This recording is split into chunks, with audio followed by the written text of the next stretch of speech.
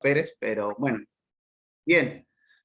Solamente tenemos una hora y les pediría por favor que puedan participar porque esto más que todo va a ser un tema más de conversación, más que todo de discusión, de la razón por la cual yo voy a proponer esto de la epistemología organizacional, ¿no? Y que considero es importante, no desde un aspecto meramente teórico, sino también un aspecto también práctico, ¿no? Bien, lo primero que planteo aquí es de dónde podemos encontrar o vamos a restar esta situación de la epistemología, ¿no? Y para alguno de ustedes, o cualquiera de ustedes que ha llevado su curso de filosofía, su curso de introducción a la filosofía, debemos recordar que Platón es uno de los autores quienes empieza, pues, a reflexionar en torno sobre lo que es el conocimiento, ¿no? Especialmente sobre el conocimiento verdadero, aquel conocimiento que se haría, digamos, cierta diferencia con aquel conocimiento que podría decirse sería falso, ¿no? Entonces, una primera diferencia que va a hacer Platón es entre la doxa, que es la opinión, y la episteme, que es el conocimiento, ¿no? Conocimiento verdadero, ¿no? Entonces, Platón, en la República, como también en el Teetetos, va a plantear la cuestión del conocimiento, ¿no? Es decir, ¿cómo sabemos que realmente poseemos conocimientos verdaderos? Este es el problema que está planteando Platón. Y si ustedes se preguntan, en una organización también ocurre el mismo problema. Si alguno de ustedes se ha puesto a pensar tal cosa. Entonces Platón va a plantear una diferencia entre la doxa y la episteme, ¿no? Para Platón, la doxa o la opinión estaría dentro, pues, de lo que se conocería para él como la imaginación o la creencia, ¿no? Es decir, aquella opinión que no necesariamente está justificada, ¿no? Que no necesariamente es verdadera, sino que es falsa. ¿Por qué? Porque solamente se queda en las apariencias, ¿no? Solamente es aparente.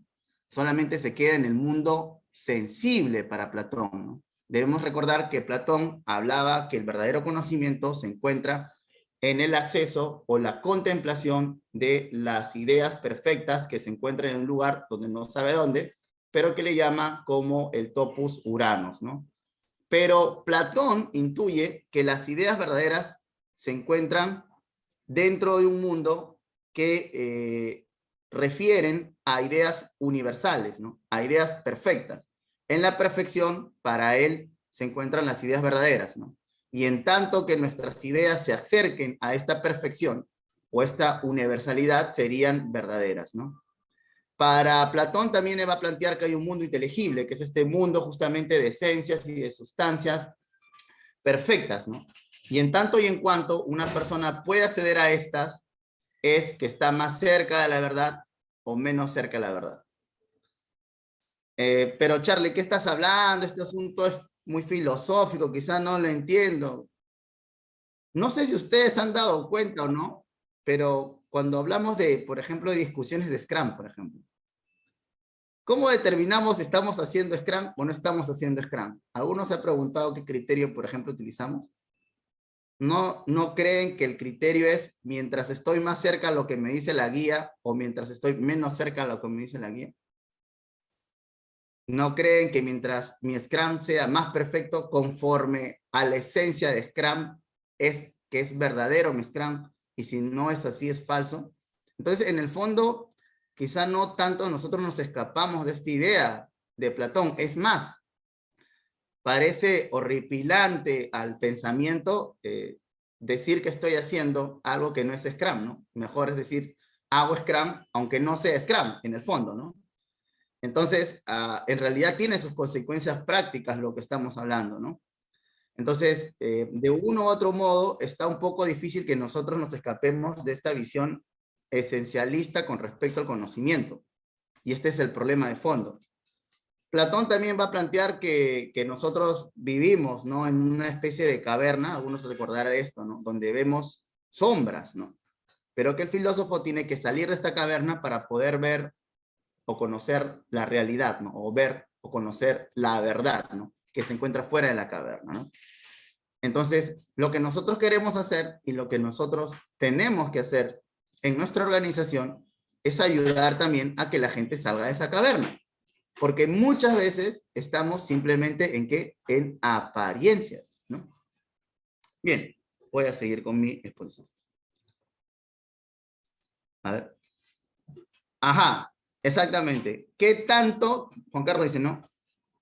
¿Qué tanto me apego a los principios esenciales de la guía de Scrum? Claro, ahí va el asunto, ¿no? Entonces como que difícilmente nos escapamos de esta idea de la esencialidad, ¿no? Pero bueno, vamos a ver qué pasa con esto, ¿no? Entonces, bueno, ahí me he equivocado. Entonces, ¿qué es la epistemología?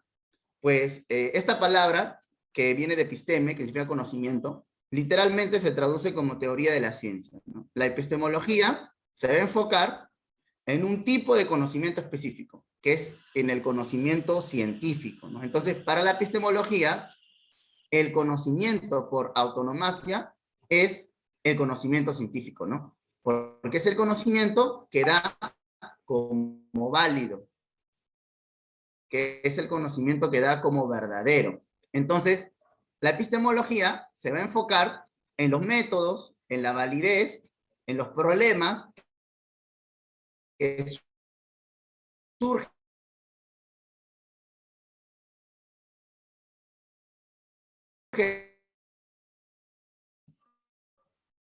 hablando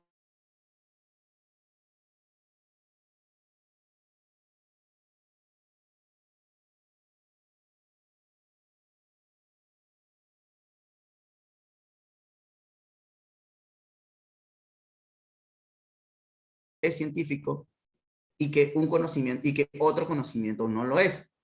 ¿Qué criterios utilizo yo para determinar que un conocimiento es verdadero y que otro conocimiento es falso? ¿Cuánto influye un método para poder acercarme a la verdad o a la falsedad de algo, ¿no? Entonces, la epistemología, digamos, tiene un campo muy interesante que reflexiona en torno a los métodos, a la validez, a las herramientas, a los criterios que se utilizan para determinar que algo es científico o que algo no. Si un conocimiento es válido o no. Pero ¿qué tiene que ver esto con una organización? Pues en una organización hay conocimiento, ¿cierto? Eso creo que no podemos dejar de lado, ¿no? En las organizaciones se produce conocimiento. El problema es qué tanto hemos reflexionado si estos conocimientos que se encuentran dentro de la organización son verdaderos o son falsos. ¿Qué tanto hemos reflexionado sobre los medios o los métodos que utilizamos para determinar la veracidad o la falsedad de un conocimiento en una organización?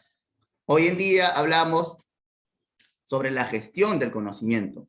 Ya Takeuchi y Nonaka ya planteaban sobre un modelo de gestión del conocimiento, ¿no? De pasar de implícito a pasar a explícito. Hoy en día, con Peter Drucker, hablamos sobre una economía basada en el conocimiento. Para las personas que llevaron su KMP o cualquier curso de Kanban, deben recordar que Kanban está hecho para lo que es trabajo de conocimiento. Entonces, el conocimiento no deja de ser importante en una organización. Y es más, el Scrum Master o el Agile Team Facilitator o aquel persona que sea líder en agilidad tendría que prestarle mucha atención al tema del conocimiento. ¿Por qué? Porque es esto, con respecto al conocimiento, lo que puede conllevar a que las cosas tengan éxito o a que las cosas fracasen. ¿Hasta aquí alguna pregunta? ¿Hasta aquí se le ocurre algo? ¿Qué opinan ustedes?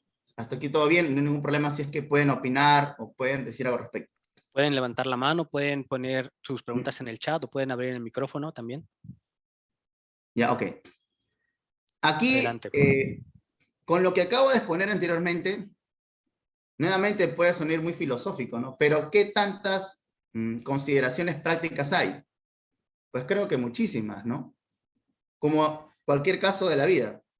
Si uno tiene que elegir dos rutas para llegar a un puerto, por ejemplo, tenemos dos opciones. Elegir una o elegir otra te puede llevar al fracaso o te puede llevar al éxito. ¿De qué depende? Depende del conocimiento que tú tengas de la ruta que vas a utilizar. En una organización, ¿debemos usar Scrum o debemos usar Kanban? ¿Debemos usar XP, PMI, PMR4? ¿Qué metodología tenemos que usar? La pregunta es ¿de qué depende? ¿Cómo definimos qué metodología tengo que usar? Entonces, el conocimiento aquí es fundamental. El problema es qué criterio yo determino para saber que realmente esto es un conocimiento y que realmente es verdadero. O en qué se sostiene que algo sea válido o que no. ¿No? Bien. Entonces, la epistemología organizacional se va a plantear como una colección de perspectivas y conceptos, ¿no? Teorías, conceptos relacionados con el siguiente conjunto de cuestiones, ¿no? ¿Cómo y por qué los individuos dentro de las organizaciones llegan a saber? Esta es una de las primeras cuestiones. Como Scrum Master, esto es algo importante que tú lo tengas en cuenta, ¿no? Segundo, ¿cómo y por qué las organizaciones como entidades sociales llegan a saber? La tercera, lo que cuenta para el conocimiento del individuo y la organización. Y cuatro, ¿cuáles son los impedimentos para el conocimiento organizacional? ¿No? A ver, entonces, tomando en cuenta estas preguntas, ¿alguno de ustedes considera que esto de la epistemología organizacional no se debe tomar en cuenta? Por ejemplo, ¿no? En una entrevista estuve conversando con el coach de Tata y él me preguntaba sobre qué opino yo con respecto a utilizar otros tipos de métodos aparte de Scrum en la organización, ¿no? Sobre cómo yo hago que una empresa o una sección de empresa que está manejando un marco tradicional pase un marco ágil, ¿no? Entonces lo que yo les decía era lo siguiente, ¿no? Bueno, eso depende de si le funciona o no le funciona el método que esté utilizando ahora en este momento, ¿no? Entonces, si está utilizando PMI y le va muy bien, ¿yo para qué le voy a decir que haga Scrum o haga Kanban, ¿no? Que Y al justo, poder... Charlie, perdón, es lo que dice José Carlos Pontón en el chat, ¿no? Que depende de la complejidad del problema que queremos resolver. Ajá. Entonces, este es el problema de fondo, ¿no? Pareciese que todo tiene que resolverse con Scrum o todo tiene que resolverse con un método. Pero necesariamente esto es así, esto es verdad, esto es falso, yo no puedo dudar acaso de tal cosa, no puedo hacer algo diferente, se me está prohibido. Este es el problema de fondo, ¿no? Entonces, parece horripilante, nuevamente, que yo quiera decir, yo quiero hacer PMI, ¿no? Si me va bien con PMI, yo sigo siendo PMI. ¿Cuál es el problema con que yo no quiera hacer Scrum? ¿Cuál es el problema con que yo no quiera ir hacia cierto tipo de agilidad que se traduce en la utilización de ciertos métodos o ciertos marcos? Este es el problema de fondo y tiene que ver con la forma de cómo la gente conoce o cómo la gente comprende lo que es verdad. En una charla sobre Kanban, terminé diciendo de que lo que está pasando es que la gente que estaba haciendo Scrum está retrocediendo, dije este adjetivo, está retrocediendo para utilizar Kanban. Lo que ocurrió cuando yo dije esto fue que la gente, básicamente, como se dice, se rompió las ropas, ¿no? ¿Cómo puede ser que estés diciendo esto, no?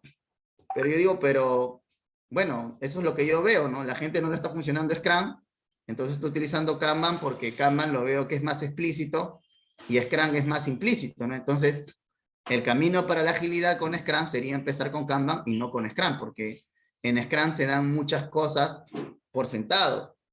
En cambio, en Kanban, yo lo que tiendo es a explicitar todo.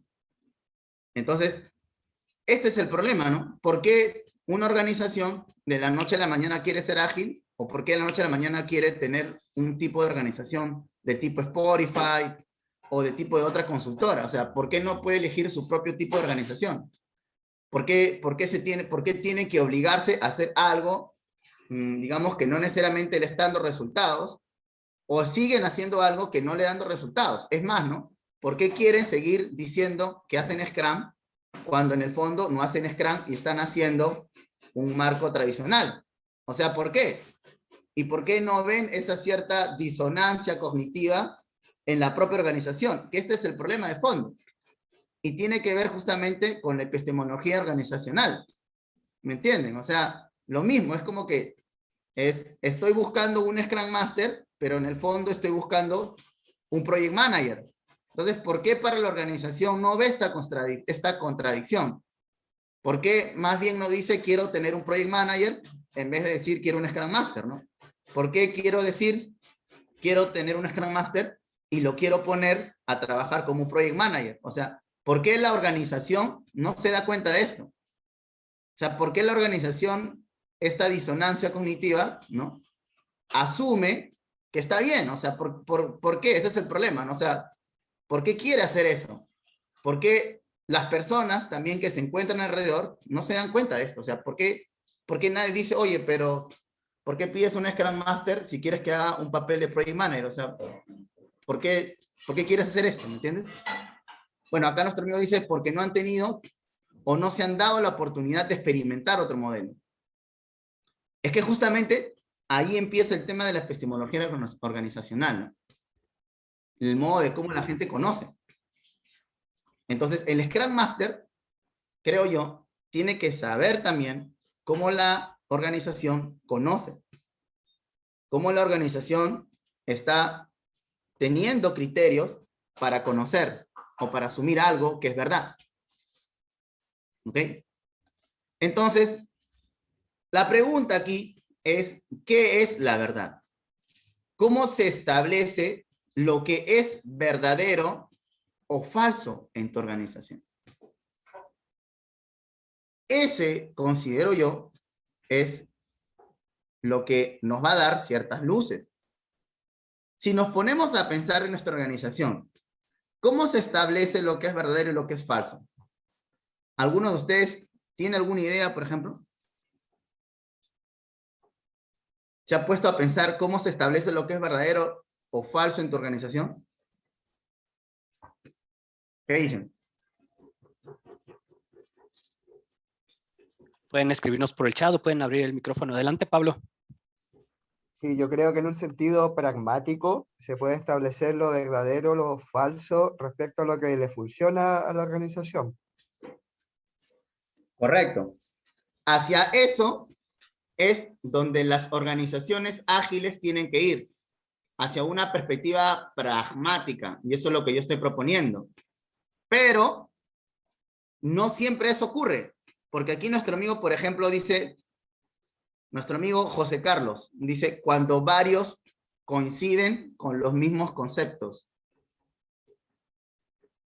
¿Ustedes se han preguntado si seguimos un tipo de visión como esta, entonces no creen que estaría bien lo que hicieron los nazis? Toda una nación, que al final es un país, es una organización, estuvo de acuerdo y coincidían con los mismos conceptos, ¿no? Hay que matar a los judíos porque los judíos son la causa de nuestra crisis económica. Entonces, el criterio para determinar lo que es verdadero y falso en mi organización está determinado por lo que dice la mayoría, por lo que la mayoría cree y considera como cierto. Ese debe ser mi criterio en mi organización para determinar lo que es verdadero y lo que es falso. En todos los casos, siempre la mayoría dice y tiene la razón. ¿O no es que en muchos casos más bien es la mayoría, es más bien la mayoría la que se equivoca? Exactamente, en ciertos momentos todos estuvieron de acuerdo y este es el problema que puede ocurrir en tu organización. Si el criterio que yo utilizo es la mayoría, puede ser que en realidad la mayoría esté muy equivocada. Y por esa razón, las cosas no están funcionando en nuestra organización, porque la mayoría da por sentado algo, aunque no lo haya investigado o aunque racionalmente no haya hecho todo un proceso de argumentación. Porque la mayoría da por sentada las cosas. No es que haya tenido que dar un proceso de argumentación para demostrar que lo que realmente yo estoy diciendo es cierto o no. Entonces, ¿cómo se establece lo verdadero o lo falso en tu organización? Eso es importante para ti como Scrum Master. Porque, por ejemplo, tu trabajo como Scrum Master, tú dices, me doy cuenta que como Scrum Master, el estar haciendo estimaciones en puntos de historia no me ayuda, no me sirve, ¿no? Exactamente. Durante siglos pensamos que las mujeres tenían menos dientes que los hombres hasta que alguien se dedicó a contarle los dientes y a los cadáveres. ¿Esto qué nos dice? Que en una organización la gente no comprueba las cosas. No va a buscar comprobarlas, sino que se deja llevar porque asume que como la mayoría cree que es cierto, pues lo es. Al menos que tengas un espíritu un poquito más curioso y digas, oye, a ver, voy a averiguar si realmente es cierto o no. Entonces, en nuestro trabajo como temas de agilidad también ocurre lo mismo. ¿Qué pasa si yo quiero proponer otro método de estimación que no sean puntos de historia? Te vas a encontrar, obviamente, contra una fuerza en contra que va a decir, no, los puntos acá se estiman con puntos de historia. Tenemos que estimar con puntos de historia. Y si tú preguntarías, ok, ¿por qué tengo que estimar con puntos de historia? Vamos a ver si la gente te respondería o no. ¿Qué creen ustedes que la gente te respondería sobre cuál sería el fundamento para decir que tenemos que estimar con puntos de historia? ¿Cuál creen que sería la respuesta, no? Y este es el problema. Puede ser que la organización esté haciendo estimaciones muy malas porque cree que debe estimar con puntos de historia, a pesar de que no comprenda qué significa un punto de historia, ¿no? Porque al final un punto de historia para tu equipo puede ser muy diferente de un punto de historia para el otro equipo. Entonces, al final, querer yo evaluar por cuántos puntos de historia tú haces entre un equipo y otro equipo es un absurdo, porque un punto de historia para un equipo vale una cosa y para un punto de historia para otro equipo valen otras. Entonces yo no tengo forma de cómo comparar por puntos de historia lo que hace un equipo y otro equipo, porque no es lo mismo lo que significa para un equipo y otro. Pero como la gente asume que tenemos siempre que estimar con puntos de historia, entonces hacen con puntos de historia. O lo mismo, tenemos que usar historias de usuario para todos, no necesariamente. Pero ¿por qué tenemos que usar puntos de historia, ¿no? Entonces, esto tiene que ver con la epistemología organizacional sobre cómo las personas usan criterios para asumir algo como verdadero o como falso, o para validar las preposiciones o los conocimientos que se encuentran en la organización. Y tu trabajo como Scrum Master es ser muy habido, por así decirlo, y muy perspicaz para comprender los modos de cómo la gente valida un conocimiento. Por ejemplo, una cuestión muy clara de cómo se valida el conocimiento en una organización está dada por el poder.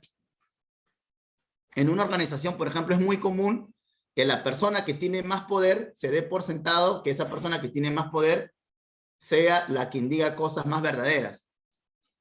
Es así como que lo dijo el jefe, ¿no? Lo dijo el gerente. Por lo tanto, si lo dice el gerente, ergo es verdadero. Yo no puedo dudar lo que diga el gerente, ¿no? O también somos persuadidos también por los títulos, ¿no?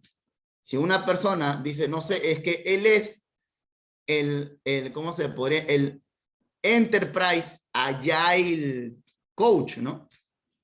Porque él lo dice, entonces es cierto, ¿no? Si él dice que tenemos que estimar con punto de historia, nosotros tenemos que estimar por punto de historia. ¿Por qué? Porque él lo dice, ¿no?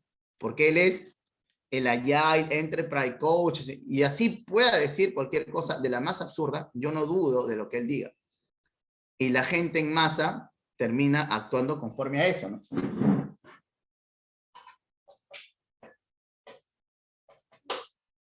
Listo. Entonces, este es el problema que ocurre con la cuestión de la epistemología organizacional. Y si tú en tu trabajo como Scrum Master o como agilista no te das cuenta de eso, pues va a ser muy difícil querer hacer cambios. Porque no estás yendo a la raíz del problema. Y el problema es la forma de cómo la gente valida su conocimiento, o cómo la gente conoce o aprende algo, o cómo la gente asume algo verdadero o algo falso. Entonces, si la gente asume que es algo verdadero con respecto a lo que tú quieres cambiar, pues va a ser muy difícil, ¿no? Entonces, es importante que el trabajo del Scrum Master ayude a reflexionar sobre los medios que utilizamos para conocer algo o para asumir como verdadero algo. y de este modo empezar a generar cambios en la organización con respecto a algo nuevo que quiero hacer, ¿no? Ajá, claro, porque así lo hacen en la organización, pero justamente este es el asunto, ¿no? Porque así lo hacen en la organización. Como así lo hacen, entonces es verdadero. Entonces es cierto, ¿no? Por eso que en mi charla anterior yo había planteado sobre el problema del empirismo y del pragmatismo. Porque nosotros muchas veces decimos, no, es que es la experiencia lo que determina que algo sea verdadero. Así lo dice la guía, ¿no? El empirismo es basar nuestros conocimientos en la experiencia. Pero uno se ha puesto a preguntar si realmente la experiencia es un criterio adecuado para determinar que un conocimiento es verdadero.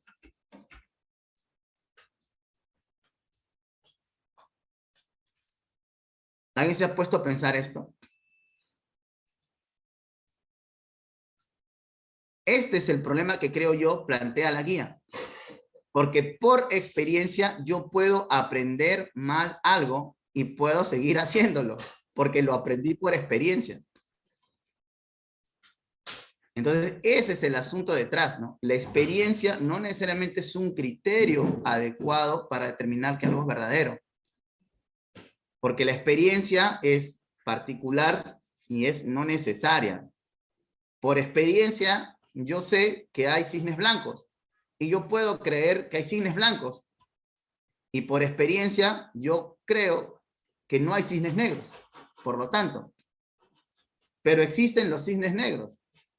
Entonces, mi experiencia no siempre es un criterio adecuado para determinar que algo es verdadero o algo es falso, porque mi experiencia es particular. Yo no puedo decir que el día de mañana va a llover porque el día de ayer, porque el día de hoy llueve o porque el día de ayer llovió, sino que para saber que el día de mañana llueve, tengo que estar el día de mañana para saber que realmente eso es cierto. Entonces, la experiencia no siempre es un criterio adecuado. Y en nuestra organización, cuando querramos hacer cambios, con respecto a lo que se da por sentado, vamos a encontrar a gente que sostiene que lo que dice y lo que afirma es verdadero porque posee mucha experiencia, ¿no? Entonces, nuevamente aquí encontramos otro criterio que puede ser el problema, ¿no? Bien. ¿Cuáles son las consideraciones y problemas prácticos que quiero plantear con el tema de la organización, de la epistemología organizacional? Bien. Voy a poner esto, que en realidad es políticamente incorrecto, pero voy a plantear de qué modo, por ejemplo, esto de la epistemología organizacional tiene que prestarse mucha atención. Imagínate que en tu empresa se va a plantear sobre el tema de los baños inclusivos, ¿no? Se han dado cuenta que solamente hay baños para hombres, ¿no? ¿No? Y solamente hay baños para mujeres, ¿no? Entonces, la empresa de recursos humanos ha decidido asumir un enfoque de género y ha dicho no, pues no. Ahora vamos a hacer baños inclusivos. Por lo tanto, hay gente que no se considera ni mujer ni varón, ¿no? Y la solución entonces que nosotros vamos a plantear, pues es crear un baño inclusivo donde hayan 3 baños, ¿no? Un baño para quienes se consideran mujeres, que sean biológicamente mujeres, un baño para quienes sean biológicamente hombres, y vamos a crear un baño que sea para quienes son biológicamente hombres, pero se consideran mujeres, y son mujeres biológicamente mujeres, pero que se consideran hombres. Un tercer baño, ¿no? ¿Qué inclusiva es esta solución, no? Sin embargo, por allí va a surgir una voz que va a decir no, que esto en realidad es una forma de exclusión, que esto es una forma de discriminación, porque están discriminando a las personas que no se autoperciben como mujeres ni como hombres. Y por lo tanto, tiene que ser un baño más inclusivo, ¿no? Entonces, ¿qué solución ustedes consideran dentro de la organización podría ser para ser totalmente inclusivo? ¿Ustedes qué dicen? ¿Cuál podría ser la solución?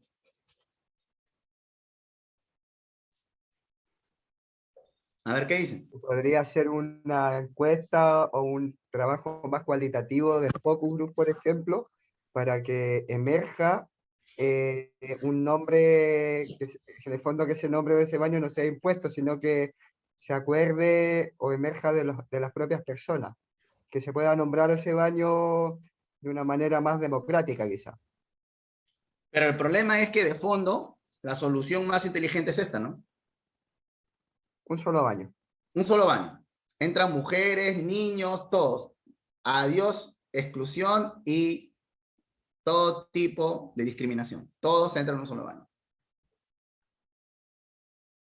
El problema es, pues, ¿cualquiera de ustedes estaría de acuerdo de eso? El problema es cómo sostiene la organización que esta es la mejor solución, ¿no? Y esto no es algo que se me está ocurriendo. En realidad es un problema que ya está pasando en universidades y en restaurantes. Y que muy pronto en tu empresa va a pasar. Yo le llamaría baño libre al tercer baño, para no ponerle una categoría que cualquier categoría puede servir, pero también puede servir o puede percibirse como una exclusión también. Correcto. Ese es el problema de fondo, ¿no? Cualquier cosa puede tomarse como exclusión o como discriminación, ¿no? Entonces, a lo que yo voy es cómo la organización sostiene esa idea y por lo tanto toma por así decirlo, una acción en base a lo que asume como verdadero. Y este es el problema, ¿no? La organización asume algo como verdadero que muchas veces no se cuestiona y que se actúa, por ende, en base a lo que asumió como verdadero, ¿no? Entonces, el problema va por allí. El problema va por allí porque como la organización no piensa, no reflexiona sobre lo que está asumiendo como verdadero, en consecuencia simplemente actúa conforme a eso sin tomar en cuenta las consecuencias prácticas de tales cosas, ¿no? Entonces, nuestro papel es ayudar a que realmente la gente reflexione bien y se pregunte, ¿realmente nosotros estamos libres de discriminar? ¿Realmente estamos libres de excluir? Sino que más bien parte de nuestra mente o de los mecanismos de nuestro cerebro en realidad necesitan excluir y necesitan discriminar. Entonces, es un imposible tener una vida sin exclusiones, sin discriminaciones, ¿no? O sea, no se puede evitar. Desde el momento que ustedes han venido a esta charla, han excluido otras charlas por venir a mi charla. Desde el momento de venir a mi charla, han discriminado a otras para venir a la mía. Entonces, pretender una cultura o una vida sin exclusiones y discriminaciones es imposible, no se puede. Al final, alguien va a terminar siendo excluido o alguien va a terminar siendo discriminado. Entonces, no, es imposible esto. Entonces, la organización tiene que reflexionar en torno a lo que está haciendo. Y esto es solamente un caso. Lo mismo puede ser con la organización que quiere pretender ser ágil cuando no necesita ser ágil ahora. O la organización que pretende hacer Scrum y lo quiere hacer Scrum a como sea, como se dice, a caballazos, sin necesidad de hacerlo de este modo y de buscar su propio método, ¿no? Ajá, este es el asunto, ¿no? Entonces, ese es el asunto de empezar a ayudar a que la organización piense sobre los paradigmas que tiene y que no los asuma como verdaderos, que no los asuma totalmente como ciertos, porque al hacer esto, sin reflexionar, quizá ya está haciendo las cosas mal. Es más, pensemos otra cosa aún mucho más práctica. ¿Te imaginas? Piensen en lo siguiente. Imaginémonos que estamos en una reunión. Estamos en una reunión todos. Y hay una mujer que es biológicamente varón, pero que se percibe como pero que se percibe como mujer, ¿no? Imagínate esto. Ella está dando una charla. Todos nosotros estamos en una charla y de repente, vamos a decirlo, Raúl, su esposa le escribe diciéndole, no sé, no, mi amor, ¿dónde estás? Está ocurriendo un accidente. Y a Raúl se le ocurre, pues, responder a su esposa, ¿no? Responde a su esposa y está escribiendo por una cuestión urgente a su esposa, ¿no? Por un minuto.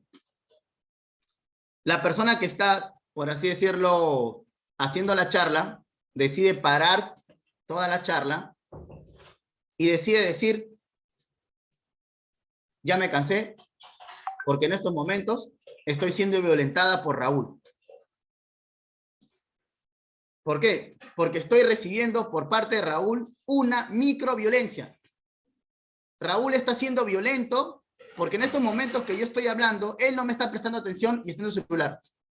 Es una microviolencia y yo voy a poner una denuncia o una queja a recursos humanos porque me está microviolentando.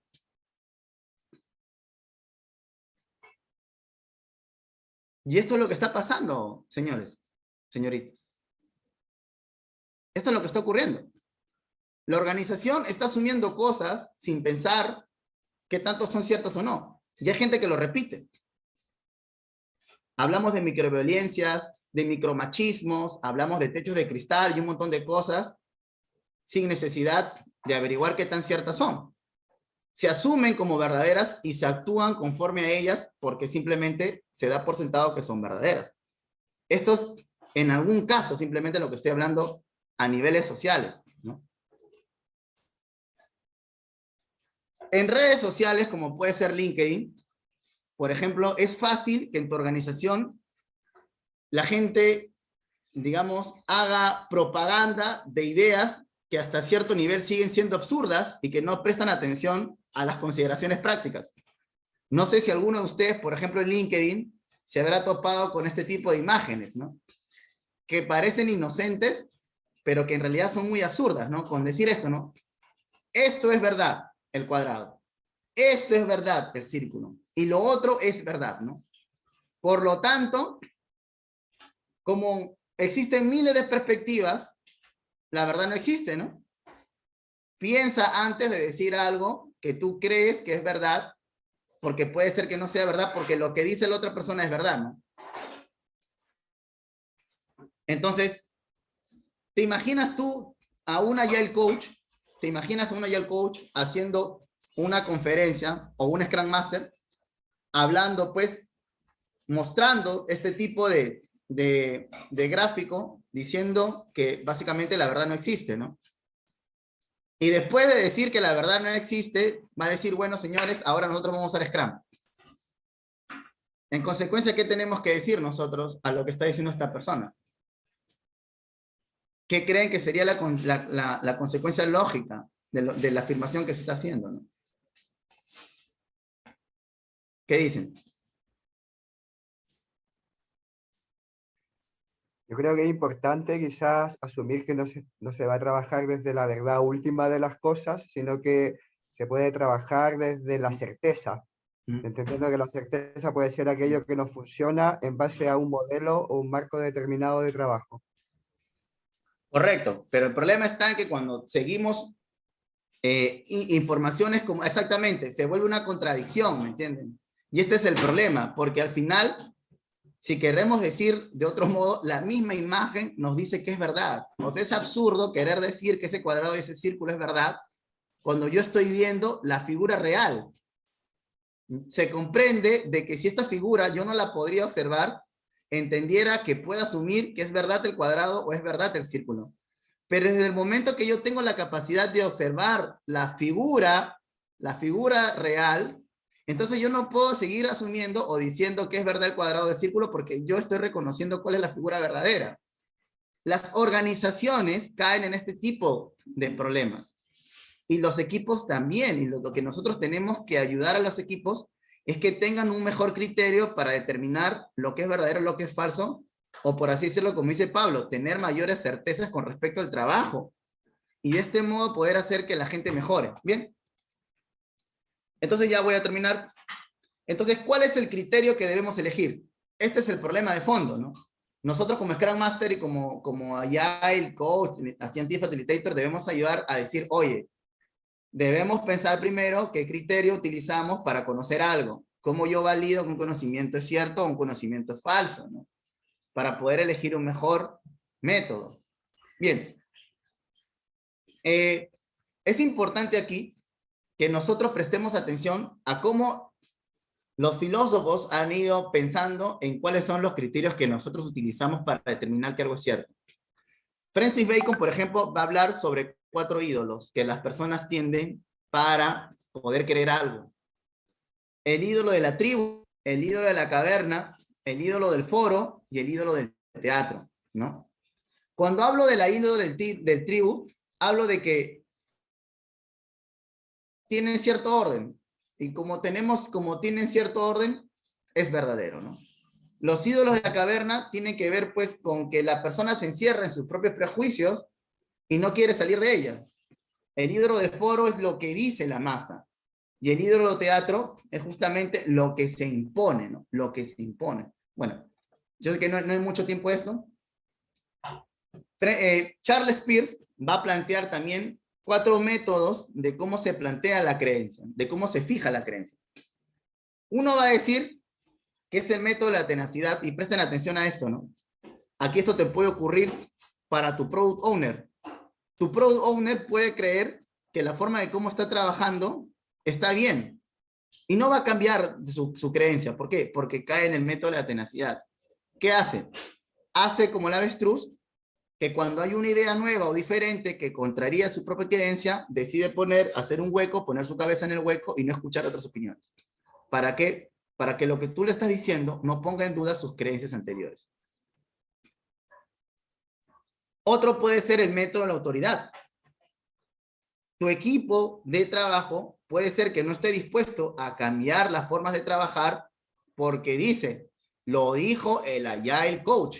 Si el Agile Coach dijo que tenemos que actuar de este modo, nosotros tenemos que actuar de este modo, ¿no? El método a priori, es decir, aquel método que utilizo basándome en mis prejuicios sin cuestionarlas, ¿no? Y el cuarto que está planteando Peirce es que debemos usar más que todo un método científico, ¿no? Y ese es donde nosotros debemos ir, un método donde podamos hacer experimentos para poder verificar si lo que yo estoy diciendo o afirmando es cierto o no. Bueno, finalmente, una yapita es que podríamos usar en nuestra organización como propuesta el método del falsacionismo popperiano, ¿no? Es decir, que una verdad tendría que tener la posibilidad de ser falseada, ¿no? Y si no es falseada, entonces no podríamos decir que es una verdad científica, ¿no? Y este es el problema con muchos de los conocimientos que están ocurriendo en nuestro mundo de agilidad. Muchas de las cosas que están afirmando no son capaces de ser falseadas. Es decir, no son capaces de poder ser verificadas para saber si son verdaderas o son falsas, sino que se asumen como verdaderas sin posibilidad de dudar de ellas o sin posibilidad de comprobar que sean falsas, ¿no? Entonces, ahí va el problema, ¿no? Bien, ahí quedo. Siempre nos quedamos con ganas de más, Charlie, con tus pláticas. Bien interesante toda la información que nos compartes.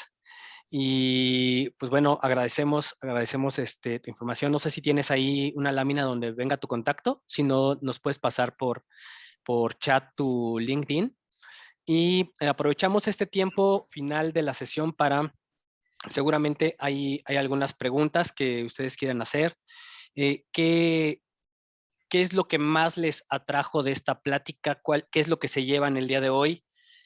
Pueden participar, pueden mandarlo aquí por el chat o abrir el micrófono también si gustan. Yo estoy seguro que Jorge Carlos tiene algún comentario. No sé si quieres ahí comentar algo, Jorge. Gracias, Charlie. Desde el principio me llamó la atención que esto no estaba enfocado a una de las pláticas de Scrum, Product Ownership o algo así de agilidad, sino era algo precisamente un poco más filosófico en cuanto a las organizaciones, pero considero que es un tema muy actual. En algunas ciudades, en algunas localidades que he estado trabajando, actualmente sí veo ciertos cambios y son más bien modas. Sí hay organizaciones que están moviéndose hacia un modelo, pues como les comentaba, de hecho he estado dando yo unas charlas de organización de Steel, más bien para que se tenga un propósito evolutivo. Y otro que les mencionaba de tantos marcos ágiles, tuve la oportunidad de colaborar con Alistair Coburn y él decía, nada más regresar a los básicos, sin tantos modelos, sin tantos métodos, y es el tema del corazón de la agilidad, ¿no? Al final todo se vuelve colaboración. Ahora tenemos herramientas tecnológicas que nos permiten ser más eficientes, pero no tenemos que ser tan dependientes, ¿no? Sino ahora generar mejores conversaciones. Mi cámara no funciona, por eso no me ven, pero estoy muy atento y gracias por la charla. Gracias Charlie. Muy actual lo que mencionas. Genial, gracias, te agradezco mucho. Muchas gracias, Jorge. ¿Alguien más tiene alguna pregunta, alguna duda, algo que así brevemente Charlie nos pueda contestar? Cassandra, Pablo, Nutsi. Aprovechemos que somos poquitos y que podemos hablar un poco más en intimidad. Hola, yo quisiera plantear algo, Cassandra. Y encuentro súper interesante la charla porque creo que si bien esto podría ser una temática que uno podría entenderla como desde un pregrado y llevarla a la agilidad, sería como cómo, bueno, Charlie lo pudo hacer. Y si bien esto se vive dentro de las organizaciones, yo hoy en día estoy igual que Pablo, estoy recién ingresando al mundo de la agilidad y hay cosas que uno las da como porque son así. Y está y es así, y se hace así, y vamos a medir en función de eso, qué es lo que se cree que es.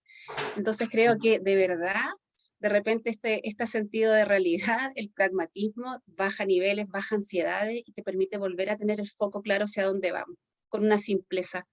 Y la simpleza, entiéndase, como de vuelta de la complejidad, no la simpleza por algo light. Así que muchas gracias, lo encontré súper pertinente. Sí, genial, gracias Cassandra. Justamente es eso, ¿no? Lo que estoy planteando es que las organizaciones ágiles tienen que ser pragmáticas. Si no son pragmáticas, no van a poder evolucionar, o sea, van a quedarse siempre segundones o en modas, etcétera, ¿no? En cambio, el pragmatismo te va a permitir a ti de evaluar, ¿no? Si realmente lo que estás haciendo está bien o no, ¿no? Y listo, ¿no? O sea, y sigues para adelante, ¿no? Pero Latinoamérica, y esto no soy el único que lo dice, ya Oppenheimer lo dice, o sea, Latinoamérica tiene un problema. ¿Y cuál es el problema? En que no es pragmática Latinoamérica. Por eso sigue rindiendo culto a héroes del pasado. No copia modelos que funcionan, sino que copia modelos que no funcionan para nada, ¿no? En materia política y en materia económica, ¿no? Y este es el problema de Latinoamérica, ¿no? Y caso contrario con los países asiáticos, que decidieron justamente irse por un modelo que realmente funcione, ¿no? Entonces, eso también, por supuesto, influye muchísimo en lo que es las organizaciones ágiles, ¿no? Excelente. Bueno, yo ahorita estoy fungiendo como moderador de esa charla, pero también me llevo aprendizaje importante. Y algo que me queda para poder comentar también es el tema de que en agilidad a intervalos regulares reflexionamos, ¿no? Acerca del trabajo del equipo, y esa parte de la reflexión es la que debemos aprovechar, no solamente para decir mecánicamente qué hicimos bien, qué hicimos mal y cómo podemos mejorar, sino como tú nos lo estás enseñando, ¿no? A reflexionar que si lo que estamos haciendo es falso o es verdadero y hacia dónde apunta. Genial. Sí, justamente ese es el asunto, ¿no? O sea, creo justamente que las organizaciones ágiles tienen que ser organizaciones inteligentes, ¿no? El problema está en que se están convirtiendo en organizaciones estúpidas, por así decirlo, como antónimo de inteligente, ¿no? Porque una organización que pretende ser ágil, en el fondo termina siendo no muy ágil, ¿no? Entonces es como que no tiene sentido eso, ¿no? No tiene sentido seguir queriendo trabajar con Scrum cuando en el fondo tú no estás dispuesto a querer trabajar con Scrum. O sea, es muy tonto eso, porque complica las cosas, ¿no? Hace más difícil las cosas, ¿no? Entonces ahí va el problema de fondo, ¿no? Excelente. Pues si ya no hay alguna otra participación, dudas, preguntas, también ya nos pasó Charlie ahí el contacto. Dice Jorge Carlos, la autogestión implica tener también un propósito evolutivo. Correcto, correcto. Justamente ahí está, ¿no? Como repito, ¿no? Una de las cosas que no se habla y que se da por sentado en la guía, y ahora se habla, es sobre el tema de la gestión del conocimiento, ¿no? El Scrum Master y el líder ágil tiene que saber gestionar el conocimiento, ¿no? El problema es dónde aprendemos a gestionar eso. Ya eso está muy difícil, ¿no? Porque eso no lo aprendes en un curso, ¿no? Entonces, ese es el asunto, ¿no? Gestionar el conocimiento, ¿no? Totalmente de acuerdo. Pues bueno, agradecemos mucho a Carlos Pérez, Charlie, por esta charla tan nutritiva, y gracias a todos ustedes por su asistencia y participación. A todos los que están viendo la sesión grabada, los invitamos a que sigan las redes sociales de Scrum Latam, y también aquí dejamos el contacto de Charlie, y pues nada, ahí te mandan unos aplausos, por supuesto que sí. Muchas gracias, amigo, hermano. Gracias. Gracias a todos. Bye.